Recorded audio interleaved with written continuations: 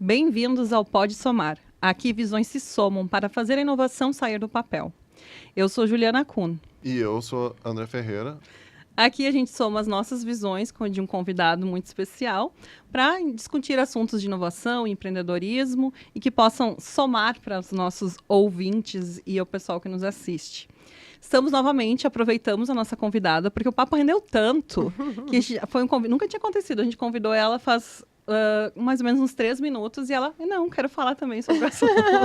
A princípio nós íamos gravar nós dois. E a ideia de que soma, eu acho que ela é bem relevante para todo mundo que está nos assistindo. Empreender com uma boa ideia é confortável. O problema é que o negócio exige muito mais do que uma boa ideia. A virada acontece quando você percebe que para sustentar um negócio, e aí sim inovar de verdade, você precisa operar como um polvo. Peguei de ti a analogia. Conectando vendas, finanças, operação e dados, tudo ao mesmo tempo. Porque, no fim, a inovação não é só ter uma ideia, é conseguir gerar valor consistente dentro desse sistema. E essa é a ideia que soma. Antes, eu queria fazer um questionamento para quem está aí do outro lado e que é empresário. Ou se só comigo, né? Você sente às vezes que você está girando uns pratinhos, começa com um dedo, 2, está com 5, 8 pratinhos ao mesmo tempo e parece que vai cair um deles. É assim que eu me sinto. E olha os dedão que ele tem vantagem sobre nós também. É verdade. Cabe vários pratinhos. Vários pratos. E por isso que a gente chamou a Luísa, né? Nós 3 empreendemos em áreas diferentes, os 3 no ramo de serviço, né? Mas, e a Lu há mais tempo, que tu tá à frente de estagiário, quanto tempo? 2013 ali, final. 13 então, ela vai anos, poder nos quase. ensinar algumas coisas. Eu e tu somos mais de canja do que eu nós, e tu somos né? mais frescos no empreendedorismo. Mas é um empreendedorismo mais jovem também, né? Tem bastante para ensinar. Então, quem não sabe, não assistiu o episódio anterior, primeira coisa, para e assiste o episódio anterior. Mas vou dar uma goela aqui. A Lu, então, é proprietária e CEO da Estagiar Jovens Carreiras. E, então, está desde 2013 aí à frente. E nós vamos falar, então, sobre o que é ser um polvo, o que se precisa, conectando com o tema de inovação, que é o nosso tema central aqui, que eu acho que para qualquer empresa, de qualquer ramo, inovar tem que ser uma preocupação, né? Então, como é que a gente conecta sobre isso? E principalmente, a gente trazer para como é que a gente desenvolve, né? Porque como se aprende a ser um empreendedor? Como é que a gente, né? Então, vamos tentar destrinchar isso aqui, né? Então, não é ainda o erro que rendeu. Isso aí a gente vai debater bastante.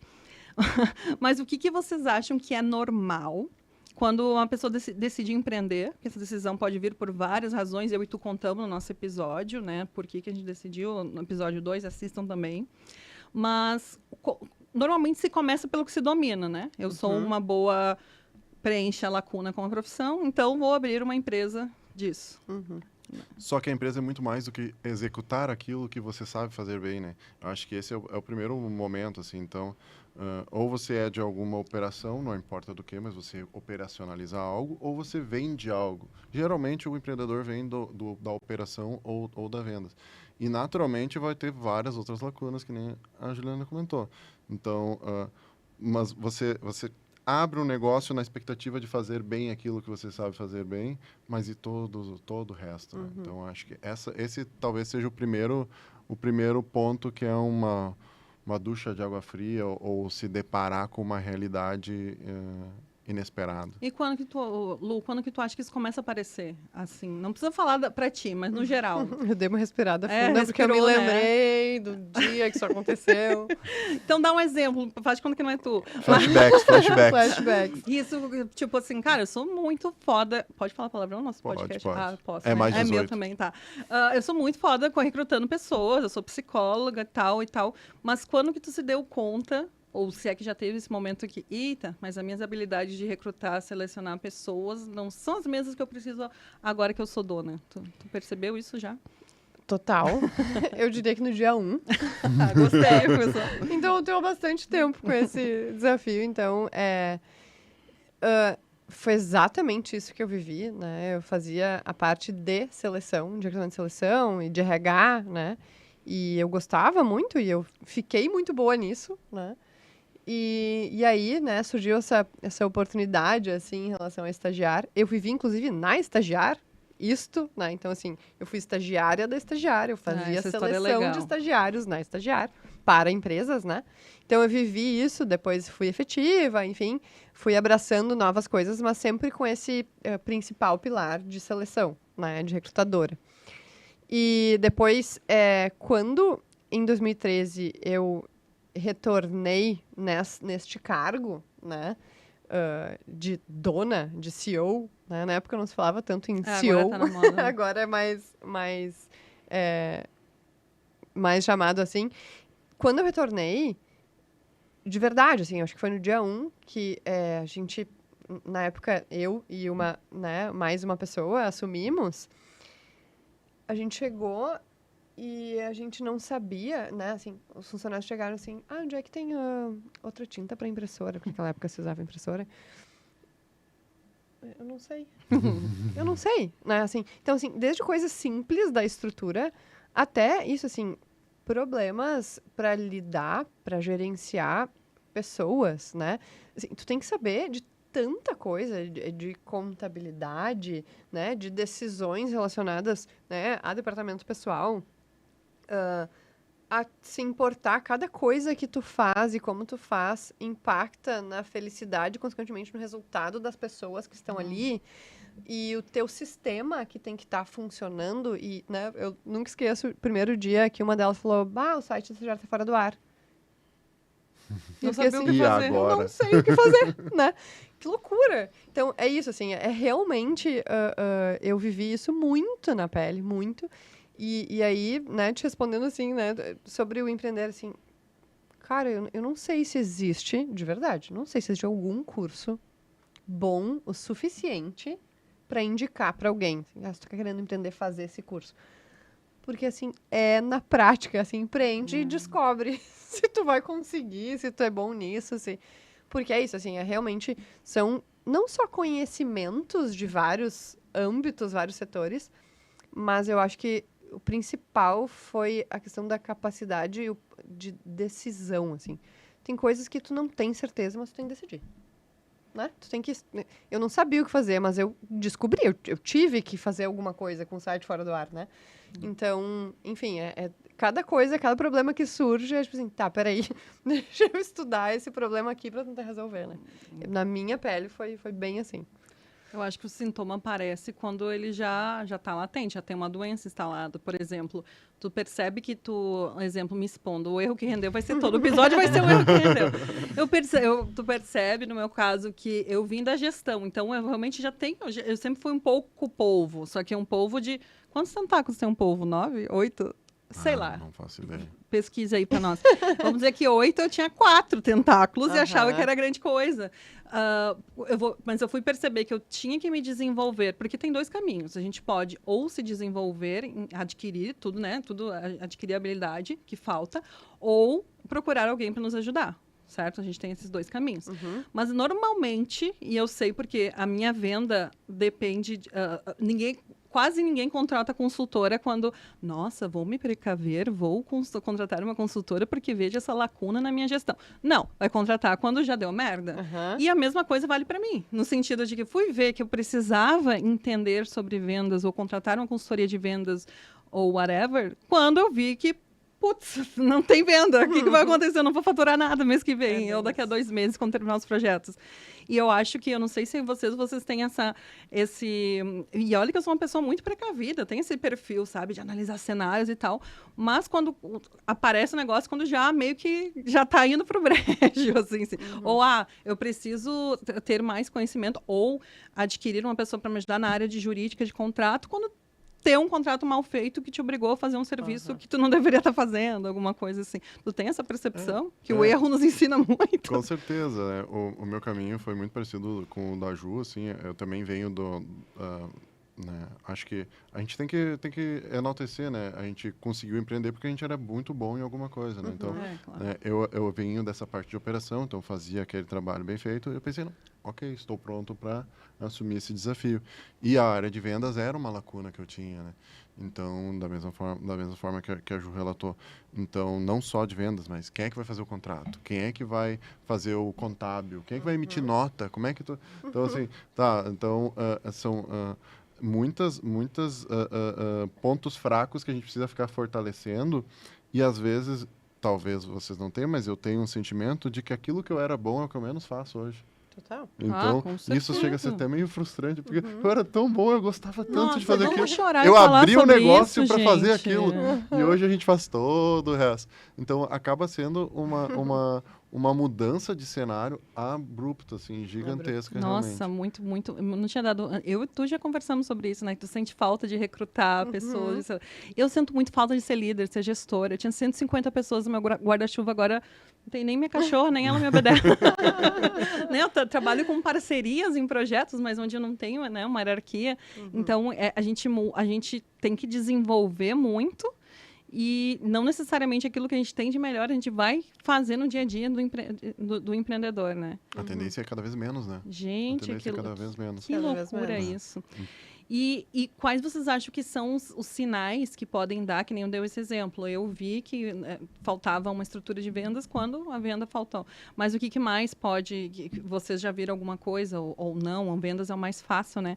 Mas de que está faltando visão sistêmica, que pode acontecer. O fluxo de caixa, né? Para ajudar vocês na minha pergunta difícil. O fluxo de caixa é negativo. O que mais? A insatisfação dos funcionários também é outra, que às vezes tu não tem um RH e tu não está sendo um setor de pessoas. Tu é, né? Até o teu core, mas... Mas, casa de assim, ferro. Isso, peso de pau.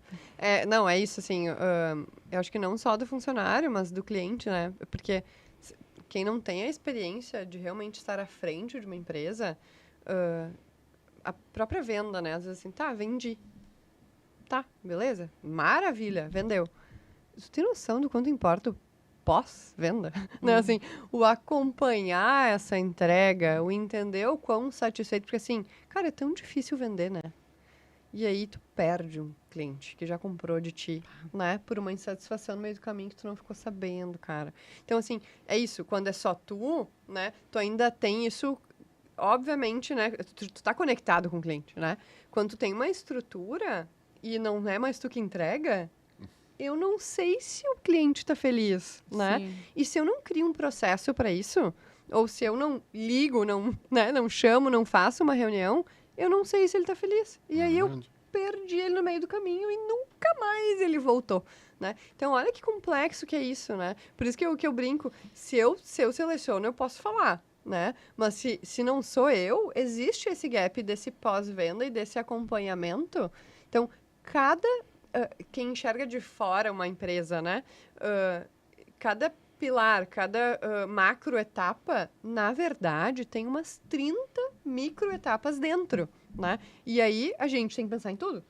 E quando tu começa a escalar esse organograma, tu começa a ter lideranças dentro da tua empresa tomando decisões Isso, que talvez não é a tua. isso. E aí, só que tu tá tomando outras decisões, então aquelas decisões mais táticas, mais operacionais, a pessoa tá tomando. E chega um ponto do caminho que tu para tomar um café e dar uma olhada, o que eles estão fazendo, mas não era isso que eu queria que eles fizessem, eu queria que fosse diferente.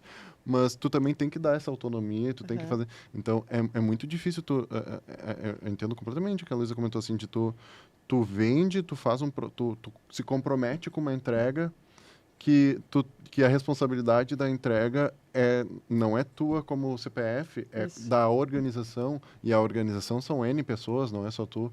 Então, ter esse contato com o cliente, esse monitoramento, não só cliente, com fornecedor, tu lida com dois clientes. Tu tem o cliente empresa Verdade. e tu tem o cliente Sim. estagiários também. Sim. Não adianta tu ter um NPS altíssimo com as empresas e daqui a pouco os estagiários saem falando mal. Então, tu tem que estar olhando os dois caminhos sempre ao mesmo tempo. Sempre. Então, isso é bem difícil tu começar a ter estruturas dentro da empresa tomando decisões sobre aquilo que, no fim das contas, é o teu sonho, né? E até assim, não só vendas, né? Agora eu pensei na questão do marketing também, né? Tu olha de fora, o marketing tá uma estrutura, né? Ou é alguém, ou é uma empresa terceira, enfim. Independente do formato, é isso. Tá, mas o marketing envolve tanta coisa, né? Assim, é o que tu vai comunicar, como tu vai comunicar, o que tu quer comunicar. E aí, né, trazendo essa questão, né, dos meus dois públicos, né, os meus dois clientes. como que eu me conecto com o jovem, mas também com a empresa? Como que eu consigo trazer o jovem para perto, mas vender também para a empresa? Enfim, então, o marketing também, assim, são tantas coisas que envolvem, né? E decisões também, né? Eu vou investir mais, né? No tráfego pago, eu vou investir contratando uma TikToker que vai falar e daqui a pouco vai trazer mais resultado. Eu vou investir na ferramenta, na tecnologia, eu vou... Né? E tem isso também, né? Às vezes, a questão financeira... Cara, tu tem ali o teu, tu tem ali o dinheirinho, o teu cofrinho. Agora, né? Olhando como eu falei, é fácil. Ou tu aprende, ou então tu contrata alguém. Mas e quando a maioria dos negócios começam, não tem verba para contratar a Juliana. Não tem verba para contratar uma consultoria de marketing, ou uma agência que vai pegar teu marketing todo e organizar um processo. Então, eu acho que a maioria dos empreendedores, não é um achismo, né? Não vou saber estatística, mas ele nasce sendo bom em alguma coisa e bora para lá. Então, o desenvolvimento desse empresário, empreendedor, acaba sendo uma premissa. Porque tu não tem, a não ser que tu tem cá, quem é herdeiro, beleza, já coloca ali no capital, né, um capital para criar essa estrutura. Mas, às vezes, tu nem validou teu negócio, às vezes também não é uma coisa tão inteligente de se fazer, né? Exatamente. E principalmente quando tu abre a empresa, que tu está num momento menor ainda, é lidar com a escassez, né? Então, tu tem uma escassez de recurso humano. Então, assim, eu quero contratar um gestor. Eu posso contratar um gestor de 20, 50 mil reais por mês? Não posso. Não tenho capacidade para isso. Não posso trazer uma pessoa lá da USP de São Paulo para vir aqui trabalhar. Então, tu tem que trabalhar com recursos que cabem nessa questão. Então, tu tem uma limitação humana, tu tem uma limitação financeira, tu tem uma limitação do teu tempo. A gente estava falando ontem, né? Das escolhas do que tu precisa fazer. Eu particularmente, sou meio bagunçado nas minhas escolhas. Eu acabo, às vezes, colocando tempo em atividades que não são as atividades que deveriam ser priorizadas. Daí, claro, né, eu faço mais horas, trabalho no final de semana para tentar compensar isso. Mas isso acaba gerando um burnout. Isso não é saudável, entendeu? Eu acho que também tem uma coisa. Empreender é saudável? Nossa, que pergunta difícil. Acho que é muito difícil tu ter sucesso sem se doar mais do que as 8,8 horas por dia, né? Então, acho que tem muito essa questão de lidar com as escassezes e lidar também com a frustração de que tu não faz mais aquilo que tu gosta, tu tá fazendo outras coisas para tocar e entender isso, que o termo skin the game, né, é justamente isso. E eu vejo um movimento contrário também, quero puxar um gancho para vocês. Vejo muitos diretores e C-levels de empresa sendo contratados que eram donos de alguma empresa. Que fazem um exit e voltam para o mercado por uma posição extremamente estratégica. Porque eu acho que o dono da empresa, ele consegue olhar para aquele CFO dele, que já teve uma empresa, e entender, não, cara, tu vai cuidar bem aqui, porque tu já teve esse skin in the game. Sabe que eu acho bem interessante, porque eu acho que grande parte da minha trajetória foi esse questionamento, assim, afinal, onde eu sento, né? Qual é a tua cadeira? Porque é isso, eu saí do meu lugar de recrutadora e aí eu fico assim... Só que a verdade do empreender é que tu vai ficar sentando em várias cadeirinhas o tempo inteiro, entendeu? Tu não vai ficar só sentado aqui, né? Mas eu tive que... e até hoje experimento, assim, né? Eu sou boa aqui, né? Então eu vou focar nessa parte mais comercial. Tá, mas espera aí, eu gosto tanto de lidar aqui com o cliente, já cliente, e essa questão da satisfação. Tá, mas eu preciso acompanhar de perto isso aqui para ver se tá dando certo. Então, assim, tu fica, né, migrando de um lugar para o outro, e aí eu acho que é bem comum, né, que aconteça isso de eu sou empreendedora e aí eu decido voltar para o mercado. Porque é isso, assim, eu tenho a experiência, mas no momento em que eu vou para dentro de uma estrutura, talvez eu ganhe a mesma coisa, porque, né, isso, dependendo do teu nível, tu possa ganhar a mesma coisa do que empreender. Obviamente, né, existem vários fatores e uma pressão e resultados, mas que, assim, aqui também tu tem, né, pra ti mesmo o resultado. Eu acho que é maior a pressão. Eu acho que é maior a pressão que eu me coloco. Eu sou péssima chefe de mim mesma. Então, a pressão que eu coloco em mim mesma é maior. Eu trabalhei 17 anos em empresas como empregada, como CLT. Então, a pressão que eu me coloco que talvez o mercado, a estrutura coloque, é maior do que a pressão que eu já sofri em outras. Eu acho que isso é bastante. Empreendendo. Sim, é menor a pressão que eu sofria como empregada, vamos dizer. Pressão existe, fato, no mercado. Sim. Mas pelo menos a minha experiência, qual é a tua, André? Mas tu não acha que talvez seja também porque hoje, por mais que a gente está falando de cargos de gestão, a gente vive um momento, e eu passei por isso em algumas empresas, que a régua, mesmo os cargos de especialista, cargos altos, a régua é tão baixa, né, que quando tu tá numa rotação muito mais alta, tu tá sobrando. E aí, quando tu abre o teu negócio, tu quer cobrar a tua régua máxima. É tipo a pessoa que ela foi, sei lá, fisiculturista, ou ela teve um corpo e ela manteve aquele tempo, e daí ela quer cobrar que ela mantenha aquele mesmo 100% o resto da vida. Não vai acontecer, então tu vai ter oscilações. Então, assim, tu tem que, às vezes a gente bota metas que são muito arrojadas para nós, assim, como amei que virou terapia, sabe? Ser uma psicóloga com a gente. Mas eu entendi o que tá falando, que a gente... Nosso pior carrasco, isso é verdade, né? Então, que a gente coloca ou metas, ou a gente se compara. Eu vou me comparar com uma empresa de consultoria que está 20 anos no mercado e vou dizer, olha que bosta que é meu serviço. Porque tu olha, tu pensa, eu consigo fazer esse serviço dele, mas tu consegue fazer um projeto, tu não consegue fazer 20 projetos, porque tu não consegue entregar 100%, aquele teu 100% de qualidade em todas as coisas, porque é inumano, né? Então, acho que a gente pega a meta e olha, não, a gente consegue entregar esse 100%. Não, mas calma. Sim. Acho que falta da gente ter um pouco de olhar, assim, e respirar também um pouco. Eu não sei, eu como empreendedor, eu acho que eu nem respiro. Acho que às vezes tem dias que eu esqueço de respirar, só pode. Mas para além de a gente fazer nossos desabafos, que eu acho que é muito importante, porque daí para as pessoas não se sentirem sozinhas, né? Porque eu acho que o empreender é um pouco solitário, nesse sentido de que a decisão é tu que tem que tomar. No máximo, tu tem uma consultora ou uma amiga que tu vai trocar uma ideia, mas no final existe essa solidão. Tem uma cliente minha que eu acho muito engraçada, ela disse assim, nossa, eu adoro que tu vem e tu me diz o que eu fazer e tu manda em mim. Eu disse, nossa, eu até tenho que ver como é que eu me comunico com meus clientes, porque ela tem essa percepção que eu mando nela. E ela, não me entenda mal, eu adoro, porque eu tenho que eu decidir o que eu vou fazer, quando eu vou fazer, como. E quando vem alguém me dar prazo, eu adoro. Eu digo, nossa, não tinha pensado como isso me dói também. Né? Que a gente tem que pensar no estratégico, tático e operacional também, né? Fazer todo ela. Mas eu queria trazer para quem está aqui nos assistindo uma espécie ali de guia prático. Eu vou ser responsável pelo que eu acho, já que tem a ver com o meu core business, que é a consultoria empresarial, mas que eu vou pedir ajuda de vocês, tipo, tem que ser um povo, tem que ter... Aliás, mais que um povo. Quem é que tem mais sentado? Enfim, tem que saber de tudo. Tem que ser um super povo. Um super povo. Um povo geneticamente modificado. Isso. Mas existe aquilo que é inegociável. Cara, isso aqui tu tem que entender. Se tu não quer contratar a consultoria, whatever, tu vai atrás de entender o assunto, tu tem te aventura por essas águas, né? E eu traria a primeira, que é conhecer teu mercado. Vocês concordam comigo? Que é quem é teu cliente, o tal do ICP, né? Ideal Customer Profile, né? Onde ele está, do que se alimenta, do que... tipo, não sair... Cara, eu tenho esse aqui que é muito legal. Deixa eu abrir a minha empresa. Nem saber se ele resolve uma dor. Vocês concordam com isso? Que, tipo, isso é básico.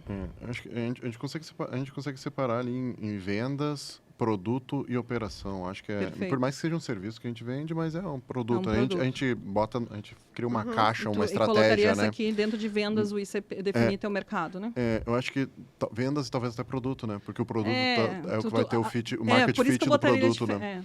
Mas acho que vendas é executar aquela estratégia de product market fit que foi elaborada para produto. Gostei. Então, acho que a gente tem vendas, produto e a operação do que for que seja. Então, vamos pegar a consultoria. Tu vende a consultoria, tu tem o produto que define como é essa consultoria, quais são os métodos, quais são as métricas, para qual cliente, para qual tamanho. Então, e aí tu tem a operação, que é o consultor que vai executar a consultoria. Então, geralmente a gente fala do balanço societário, né? de ter um sócio para cada disciplina ou ter mais de um. Até na conversa, acho que foi com o Yuri, né, que ele comentou do equilíbrio societário, que o ideal seria três sócios. Ou foi tu que trouxe? Fui eu que trouxe. Não lembro quem Dos foi. investidores de startup, o número mágico. O cabalístico é o de três sócios, né? Cada um fundadores. da sua disciplina, né?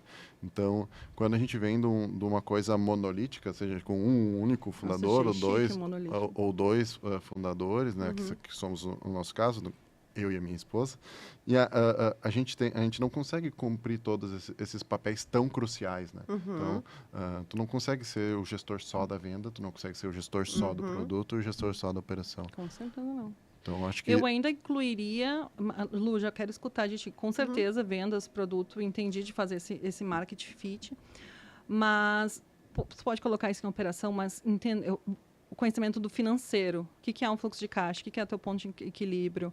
Eu acho que a gente tem muito pouca educação financeira, com certeza, ou nenhuma, na escola, até nas faculdades e tal.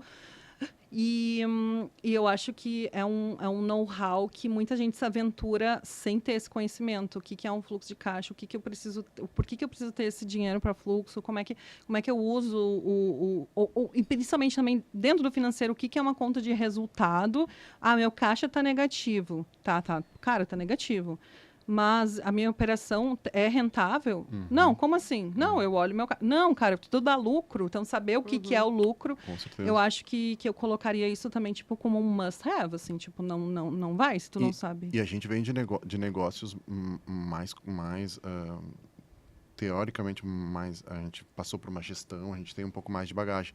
Mas quando a gente pega negócio pequeno, uma loja, uma coisa, tem muita questão de o dono da empresa olhar o faturamento e achar, nossa, posso gastar, entrou 20 mil aqui na empresa, logo ganhei 20 mil. Não, cara. Então, acho que essa consciência financeira é um ponto que é muito importante. Não é uma coisa tão óbvia, né? Que nem a Lu é minha cliente maravilhosa. Eu ia falar agora, fazer propaganda de ti. E ela, por favor, faça, desculpa. E a Lu é psicóloga de formação. Isso. Então, quando foi que tu teve uma disciplina para entender o que é uma DRE e a sua importância dentro? Nunca, absolutamente nunca. Então, eu acho que isso é um conhecimento que a gente tem que...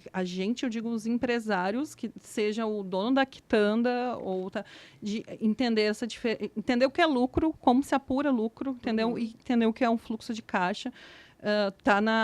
São os tentáculos do polvo que são inegociáveis. Tipo, não dá para cortar fora que o polvo se afunda completamente. E principalmente isso que vocês falaram, assim, né? Do quanto tá rendendo aquela operação, né? Porque para mim, eu ia dizer que para mim tava faltando esse pilar financeiro, porque de fato, assim, tu compreender, né? No final das contas, tá dando aqui esse lucro. Mas é isso, assim, se essa operação, ela tá só comendo, né, da tua estrutura, tu precisa rever, né? E aí é isso, tu fica numa ilusão só de um resultado maior, né, mais macro. E é isso, acho que a Ju realmente é maravilhosa nisso, né, em não poder... Não te paguei pra dizer isso, gente, só pra dizer. Dá pra indicar o trabalho? Dá! Nossa, indico de olhos fechados. Porque é isso, assim, é uma compreensão, e aí é bem isso, assim, é um conhecer algo que não dá pra ser também mega complexo, porque é isso, eu testei, tá? Eu vivi esse momento assim, então quer saber? Eu preciso entender de financeiro, eu vou entender muito de financeiro. E aí, eu não quero isso, entendeu?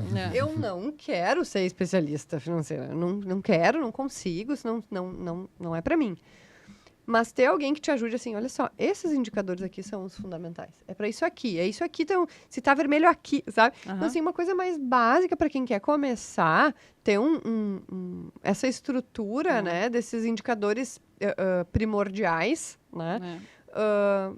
É muito bom, né? Então, e de ter mais noção da diferença das coisas também, né? O que realmente importa nessa estrutura financeira é um ponto muito importante e que Juliana fantástica, assim, Muito obrigada pela parte que me toca. De novo, não foi combinado. Mas, e tu falou, André, dos pilares, operação, né? Que é como tu vai entregar, né? Como tu vai entregar, tu já tem, vamos dizer que tu validou, tu tem um produto que tu sabe que teu cliente quer, que resolve uma dor do teu cliente. Mas e operação é um dos pilares. Vamos destrinchar isso aí. Por que é operação? A operação é colocar em prática aquele produto, aquele conceito de produto que tu estipulou, né? Então, seja na consultoria, executar as horas de consultoria, seja no meu caso de software, que é entregar o software para o cliente, né? Desenvolver alguma coisa sob medida ou um produto pronto que a gente já tenha, colocar lá no cliente, seja no caso da Luísa, de realmente executar a parte da contratação. Administrar. Acho que a operação a gente pode mudar para execução, né? É executar aquele serviço ou produto, né? Eu acho que aí entram preocupações de desenho do processo. Ninguém precisa ser um grande mapeador de processo. Tem curso BPM. Não. Mas de tu entender como que aquilo está sendo feito. Pro ponto de vista de eficiência. Porque no final do dia, todo mundo tem uma empresa que é o lucro. Ninguém, né? Nós não temos ONGs, nós temos... Então, a eficiência tem impacto direto, inclusive é minha. Eu não sei, eu vou perguntar para a Luísa. Às vezes não parece que a gente tem uma ONG, assim? Ou é só comigo que acontece? Não, estamos juntos. Que eu olho, assim, as pessoas felizes, eu olho os clientes felizes, eu olho pagando em dia, tudo certinho. Mas a gente vai olhar o resultado, às vezes, né? Então... Não é chorando, mas às vezes a gente fica tão preocupado em crescer. A gente acaba, na nossa estratégia, pensando sempre em reinvestimento dos lucros, reinvestimento para crescimento. E a gente, então, parece que realmente assim, a máquina ela começa a subir o nível, mas ela começa a subir muito o custo também. Então, aquilo não se reverte em lucro no final, né? Em dinheiro no bolso, como diriam. É que a tua questão é como crescer de maneira sustentável e ter certeza que tu está injetando. Porque crescer, via de regra, ela depende de tu injetar algum tipo de recurso, dinheiro, tempo. Mas como tu sabe que aquilo ali, como é que tu vai medir esse retorno desse dinheiro, tal do ROI? Como tu vai saber que aquilo ali, tu tá indo pelo caminho certo, né? Então... Quando é que tu tá crescendo só pelo teu ego e não por uma estratégia. Uma estratégia. Quando que o crescimento realmente se converte em lucro, né? E não só em faturamento. Porque ter faturamento a mais não adianta nada. Eu quero lucro, mas não quero faturamento. Sim. Mas eu acho bem importante também. Acho que tem dois lados, né? Acho que tem esse lado desse crescimento, ter que ser sustentável. Mas eu acho que tem uma coisa do empreendedor também ter uma coisa mais ousada, eu diria, né? Porque se tu não tiver coragem também de reinvestir ou de... Com certeza. Né? Assim, tu também não vai crescer nada daí, pelo contrário, tu vai decrescer, né? Então, eu acho que são dois cuidados, né? Que precisa acontecer. Porque se tu foca só em crescer e não põe o dinheiro no bolso, assim, vai perdendo um pouco também do sentido, né? Mas se tu fica só pensando no dinheiro no bolso e tu não, né, tu não pensa nesse investimento, ou assim, não olha para essas, assim, para a tendência, para que lado ir, para continuar crescendo, mesmo que o crescer não seja assim tão exponencial, né? Também é perigoso, né? Mas eu acho que dá para nós separar coragem, que eu concordo. Eu acho que o empreendedor de sucesso, e tu tem esse perfil e eu não, por exemplo. Não quer dizer que eu não vou ter sucesso, mas eu vou tentar me desenvolver e te alcançar. Que é de ser mais... não é arrojada a palavra. Assumir risco. Assumir risco. Normalmente os empreendedores eles precisam assumir risco. Mas existe uma diferença entre tu assumir um risco e tu dar um peitaço. Que é meio um negócio aleatório, não veio dar certo. Sem base nenhuma, né? Fonte, vozes da minha cabeça. Exato. Porque quando tu assume riscos, mesmo assim tu assume um risco, mas tu fez uma projeção. Pode dar certo, pode dar errado. Se dar certo, e quais os indicadores que vão mostrar durante o caminho se eu estou indo para aquele caminho do desastre ou o caminho certo, para eu ajustar a rota. Então, eu acho que junta aqui essa questão dos dados também, que a gente acaba... E é muito engraçado aquela história do caso de Ferreira Espeto de Pau, né? Porque eu sou uma defensora de tem que ter indicadores e eu não tenho todos os indicadores. Tenho 2, 3 na minha empresa. Porque é menor? Não, porque eu estou em falha comigo mesmo. Mas os dados, essa hora, inclusive no investimento, eles também, de tu ter aquilo que tu falou da importância, poucos indicadores, mas que te mostrem a importância de que se aquele teu... o risco que tu assumiu, ele não é um peitaço simplesmente que eu estou indo, opa, deu errado. Né? Não. Cara, pode ser que dê, mas eu já previ isso, né? Eu já previ, já coloquei na conta a chance de dar errado. E o otimismo, eu acho que agora a gente entra de novo, que a gente sempre volta para a terapia. Mas o assumir riscos, eu vejo por experiência que tem a ver com o empreendedor de sucesso, mas de novo, risco diferente de peitaço. E também o otimismo. E quem falou isso foi o Paulo Lemann, Jorge Paulo. meu Deus, João Paulo Lemann, o empresário brasileiro de muito sucesso do Pão de Açúcar, enfim, que nunca conheci um pessimista bem-sucedido. Cara, isso me pegou tanto porque eu tenho uma tendência a ser pessimista. Bem O interessante. pessimista, ele tem muito uma tendência a manter o marasmo, né? Então, É? se ele atinge um ponto de equilíbrio, no primeiro ponto de equilíbrio que ele atinge, ele pensa, não vou crescer, vou continuar aqui, tá saudável, paga minhas contas. Então, aí também tem um pouco do Paulo Lemann, qual é a métrica de sucesso dele, né? A métrica de Claro. sucesso dele É dinheiro. é dinheiro, é um grupo Jorge Pão de Paulo Lemann, tá? Antes É. que eu esqueça, eu falei João, tá errado, perdão, correção. Agora quando tu pega assim, a pessoa ela pode abrir um bar, ela trabalha sozinha, ela gosta do ambiente, ela gosta dos 2 funcionários que ela tem, e ela fica naquele ambiente 20 anos e tá tudo certo. Cara, paga os amei aluguel, tá isso. tudo certo. Amei. O critério de sucesso da pessoa é ter aquele negócio, ter aquela rentabilidade e se manter.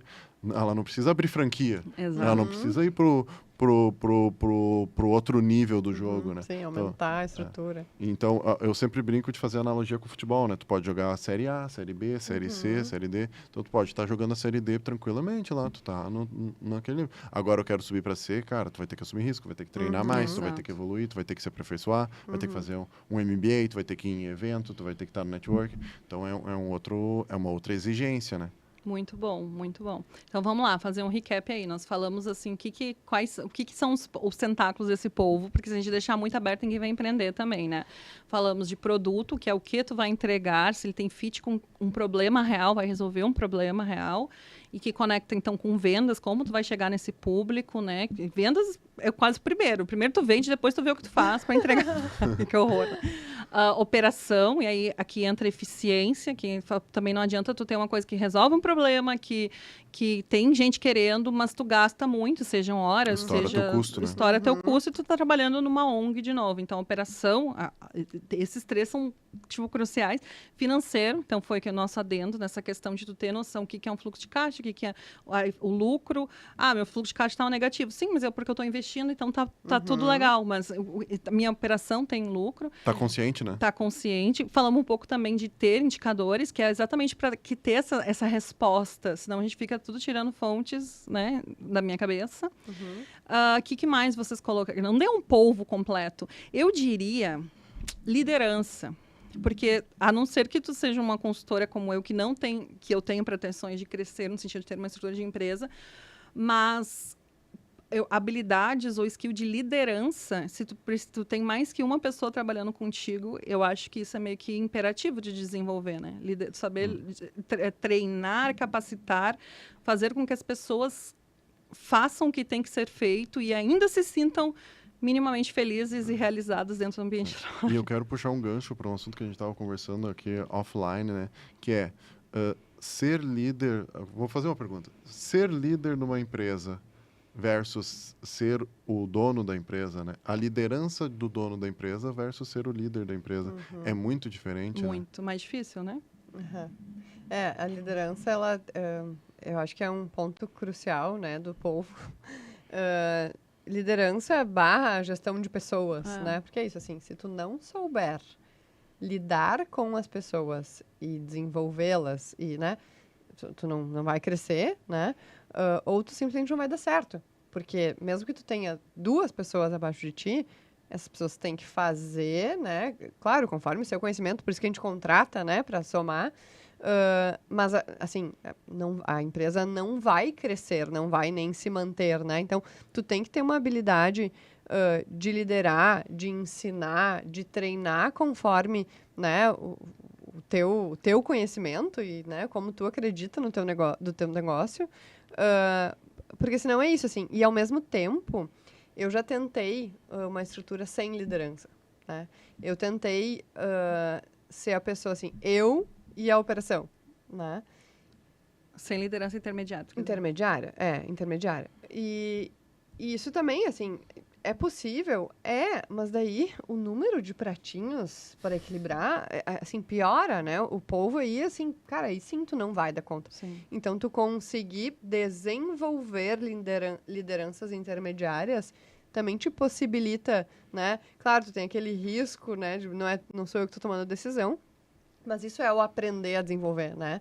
É levar um caminho, conseguir acompanhar, mas assim, tu tem essa autonomia, e vai aumentando a autonomia, vai aumentando a segurança dos dois lados, né? Para ir tomando as decisões.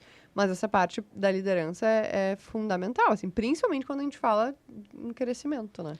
Até porque a gente para pensar assim no conceito de empresa, né? A gente sempre quer que em algum momento a empresa ande sozinha. E por que não vender a empresa, fazer um exit da empresa? Então, para isso a gente precisa delegar essas autonomias para as pessoas para que realmente a empresa ande sozinha, tu consiga focar em alguma tarefa e possivelmente fazer um exit. É que a chave para qualquer crescimento de expansão ou enfim, da empresa, o dono tem que parar de ser o executor e ele tem que ser quem decide e quem direciona.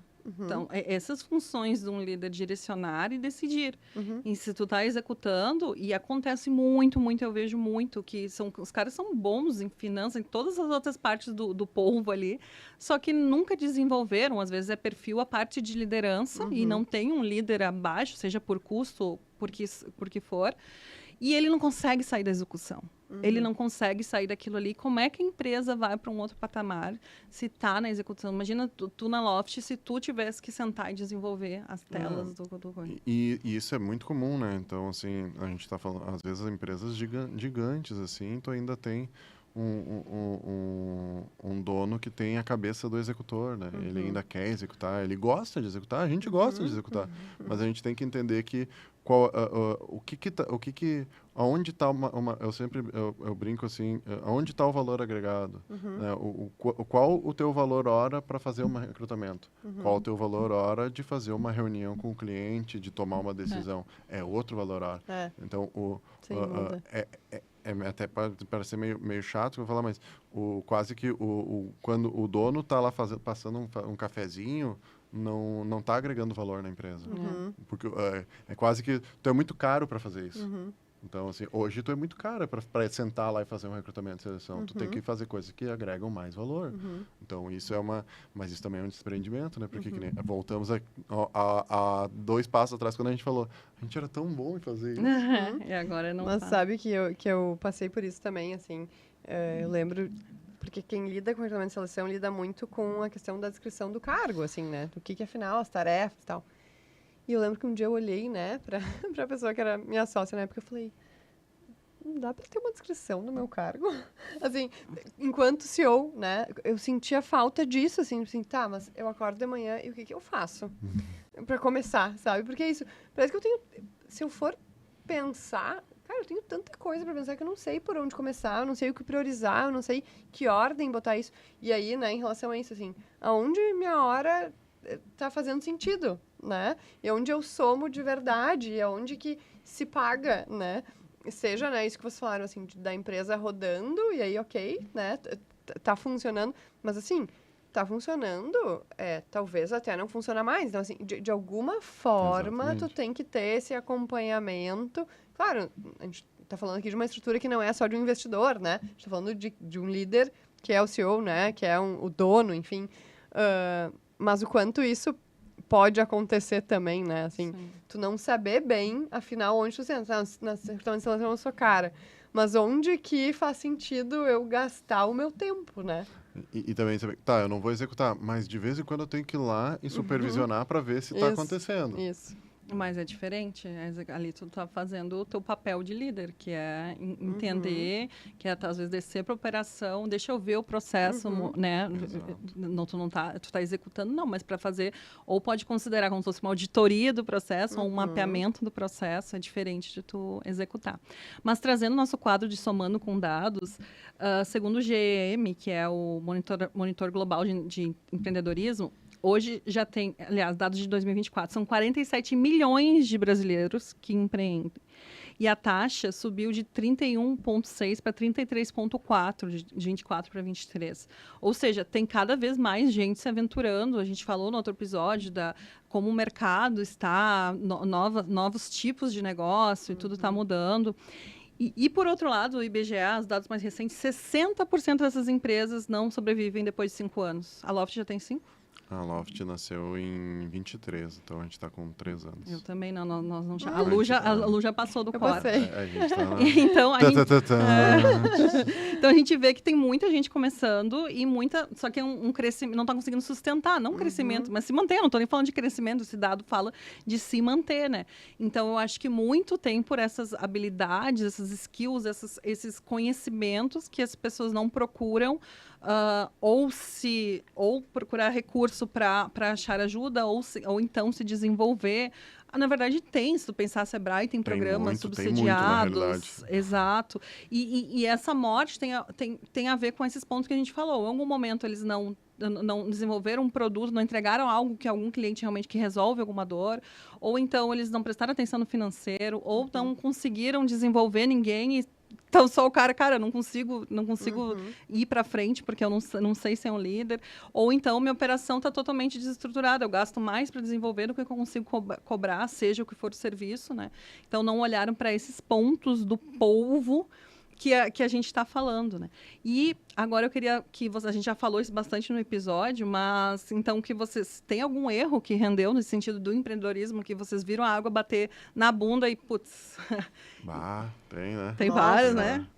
Eu acho que eu posso começar, assim, com um ponto, né? Eu acho que quando a gente abre um negócio e daí tá atrelado com esse tanto de falências, a gente está falando de assumir risco, abrir um negócio, assumir risco.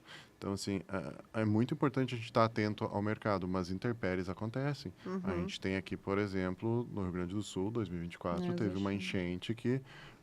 qual negócio, tu pode trazer o melhor cientista de dados e tu ter uma equipe super gabaritada que está lá e tu contrata e tu faz mapeamento de cenário socioeconômico e mercado e tu estipula produto e tu bota para vender e tu abriu um restaurante gigantesco na orla do Guaíba, investiu milhões e deu uma enchente. Então, assim, é algo que foge completamente ao nosso poder, assim, de decisão, né? E para nós, a gente teve um pouco isso, né? A gente abriu a empresa em 2023, então a gente teve alguns projetos e a gente atende hoje majoritariamente indústrias. E aí, quando teve as enchentes, a gente tentava vender um projeto de software para as indústrias e as indústrias diziam, cara, eu estou comprando balde, estou comprando rodo, estou comprando toalha, alimentos, então software é investimento. A gente não vai fazer investimento agora. Isso aí é coisa para daqui a 1, 2 anos. Então, assim, a gente teve que ter uma capacidade de assumir esse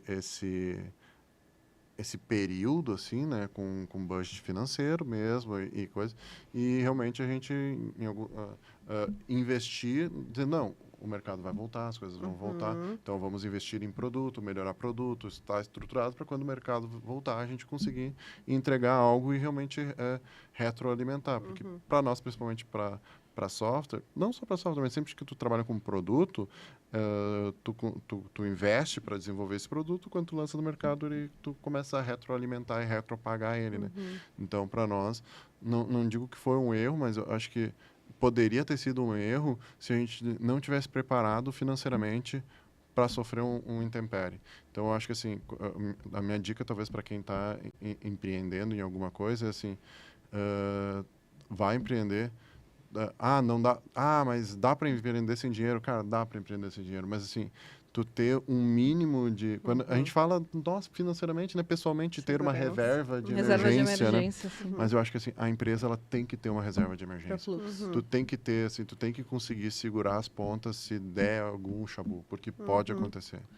Achei lindo, mas só para apontar que tu não falou um erro, que tu fez tudo certo, tu tinha... Não, eu acho que não é... Não... Mas eu não tá sério tudo que bem, eu convidado, tudo bem. mas eu vou te falar... Eu vou aceitar hoje. O erro foi não sei, não estar preparado, não estar pensando em estar focado em negócios locais, em tecnologia. Eu posso vender tecnologia para os Estados Unidos, para a Arábia, para São Paulo, para qualquer lugar. Talvez, se eu tivesse me preparado mais para um âmbito maior, eu tivesse projetos fora que me sustentasse melhor aquele período. Não ia ter sentido não teria o impacto financeiro. Não teria sido tão grande o impacto financeiro, né? Agora nota 10. Deu uma embolada. Mas eu acho que, assim, realmente, assim, cara, se tu não tem uma reserva de emergência, as coisas ficam críticas, realmente. Assim, eu pensei em tanta coisa, sinceramente, porque eu acho que, assim, né, ao longo desses Eu 13, 14 anos, foram muitos erros, né? E daí diversos raízes, né, de problemas. Mas eu pensei, assim, tanto em questão contratual, né, de não me atentar tanto aos detalhes de um contrato e ficar na mão de algumas situações, né? Graças a Deus, né, o problema é ficar errando o mesmo erro, né? Mas já teve uma questão contratual e aí fiquei na mão, assim, de ter que ficar repondo vagas, enfim. Já tive problemas relacionados a isso, a não pensar financeiramente, porque a estagiária, ela vinha de um jeito de cobrar o cliente, que era uma porcentagem em cima da bolsa de estágio, e a gente transformou isso numa uma taxa fixa. Só que se eu não ajusto a taxa fixa, ela fica eternamente, né, aquele valor. E aí, o que aconteceu, né? Foi assim, peraí, o que está acontecendo, né? Com o meu dinheiro, né? E é isso, ele começou a... Custa bem menos, né? Assim, agora eu tenho muito menos, eu cobro a mesma coisa dos últimos 5 anos. Sim, uns erros, assim, parecem básicos, né? Mas são erros reais, né? Que Isso muita entra gente no guarda-chuva pode... do financeiro, mas uma coisa que a gente nem Isso. falou, que é a precificação, né? Precificação. Antes, quando tu falou, eu fiquei pensando, cara, a precificação é tão complexa para quem não tem este conhecimento básico. É muito difícil. Muito difícil. E aí é isso, assim, tá, mas daí, não, mas isso aqui vai ser muito caro pro mercado. O mercado não vai pagar. Tá, mas eu tenho que me posicionar se eu quero vender para esse público. Aí tu fica nesse... Eu posso estar deixando dinheiro na mesa. Isso. Posso estar cobrando muito barato. Isso. Ou tu pode não estar fechando nada porque tu tá totalmente fora, de acordo com o teu concorrente. Então, precificação é um... botei no guarda-chuva do financeiro só para não abrir mais uma aba, mas Precificação é algo que a gente também teve bastante problemas, assim, posicionamento versus precificação, né? Isso, então, acho isso que é extremamente complexo. É extremamente complexo e é um risco, né? Tá, mas eu eu quero entregar um produto premium, então, mas eu vou... Mas dá para Até onde tu mantém o posicionamento, onde, né? Então, onde tu flexibiliza. Mas eu quero cobrar R$1.000 por essa água aqui. Tá, mas se eu tivesse cobrado 800, eu tinha vendido. Mas eu podia fazer por 800. Dá para encaixar por 800. Então, assim, cara, a precificação, para mim, é uma dor muito latente. Até hoje. Sim, e até assim isso, né? Tá, tô vendendo pouco, né? Tá, mas daí eu tenho aqui uma oportunidade de fazer uma negociação, então, mais agressiva e vender. Tá, mas daí eu tô sendo justa com o meu cliente, que já paga isso. Né? Então, assim, é realmente complexo, porque tu tem que manter uma justiça, tem que manter um posicionamento, mas tu tem que ser flexível, né? Tu tem que se adaptar também, porque senão, de novo, né? Tu fica só seguindo um caminho e aí tu também não cuida dessa flexibilidade, tu não consegue evoluir de nenhuma maneira, né? Mas eu pensei tanto nisso, assim, de precificação, de contrato. Tu comentou, né, da enchente. Acho que na enchente também foi mais uma enxurrada, literalmente, assim. Mas na pandemia a gente sofreu muito, né? Nossa, porque as empresas todas se assustaram com o que estava acontecendo. E todo mundo, tipo, puf, vamos rescindir todo mundo. Demite os estagiários. E eu ganho não só para selecionar, mas eu ganho conforme o contrato de estágio. Então, como a gente cuida da parte burocrática, eu ganho mensalmente em cima daquele contrato que eu estou, né, cuidando e controlando, e assinaturas, e instituição de ensino. No momento que tu rescinde, hoje, amanhã, acabou minha cobrança, né? Então, na pandemia foi um boom, assim, de rescisões. E aí, teve uma questão de sobrevivência da estagiária, mas também do mercado, assim, de olhar com esse carinho para os estagiários, assim, cara, o que vai ser da vida dessas pessoas? Que isso também foi um dado, assim, né? Os estagiários hoje, a renda da família, muitas vezes o estagiário ajuda muito, né? Então, a gente fez todo um movimento com as instituições de ensino e com as empresas, tipo assim, olha só, não rescinde o estagiário. Primeiro, tu não tem verbas rescisórias, né, para pagar. É muito fácil rescindir o estagiário, né? Mas, assim, tu mantendo ele, tu também tá ajudando o mercado, né? Assim, vamos pensar, ele também é um custo que não é tão alto na tua estrutura, né? Então, assim, de tentar Fez manter toda essa articulação, né? mas foi, assim, um susto absurdo, né? Mas é isso, assim, que erro que eu cometi... Cara, isso, assim, que empresas que mais rescindiram, né? Algumas grandes, algumas menores, né? Eu acho que tem esse erro também, de às vezes tu ficar na mão de né? Às vezes, tem 3 grandes clientes, tá? Mas são só 3, se um sai, tu já perdeu 30% e 3%, sabe? Então, muitos erros, assim, né? A gente já esteve mais na mão de menos clientes, a gente já esteve mais pulverizado, mas é assim, é uma revisão recorrente, assim, para ver se tu tá acertando, né? Qual é o caminho que faz mais sentido.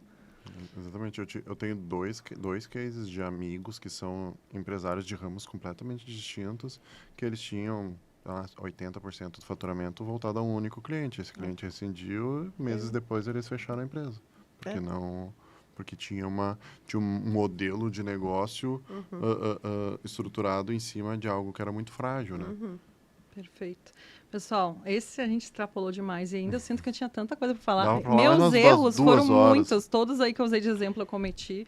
Então vou deixar com os erros deles, depois vocês me perguntam ali que eu compartilho com vocês. Então mais uma vez obrigado, Lu, pela generosidade de estar com a gente em 2 episódios, foi ótimo. Vamos chamar para um próximo também, com certeza. Já topo. E caminhando, eu acho que o que fica para nós é que empreender primeiro já tem que fazer as pazes que tu não vai dar conta de tudo, mas que tem coisas que são inegociáveis. Tem tentáculos do povo que a gente não pode deixar para lá, a gente não pode não. Tem pratinhos que a gente não pode deixar cair, né? Então olhar, a gente falou de financeiro, falou da operação, desse fit de produtos, está resolvendo, vendas também. Então essas são, a gente tem que ou procurar se desenvolver e a liderança ou se desenvolver, ou então contratar dentro. E para isso tem, não tenho verbas, não quero investir, mas tem Sebrae, existe fomento para isso, mas saber que certas coisas são inegociáveis. E a gente nem colocou, mas surgiu no discurso de vocês dois, eu acho que uma coisa de empreender muito é priorizar, saber aonde colocar esforços. Então, eu colocaria que gestão do tempo do sócio fundador, ela passa a ser muito importante e tem a ver com os resultados.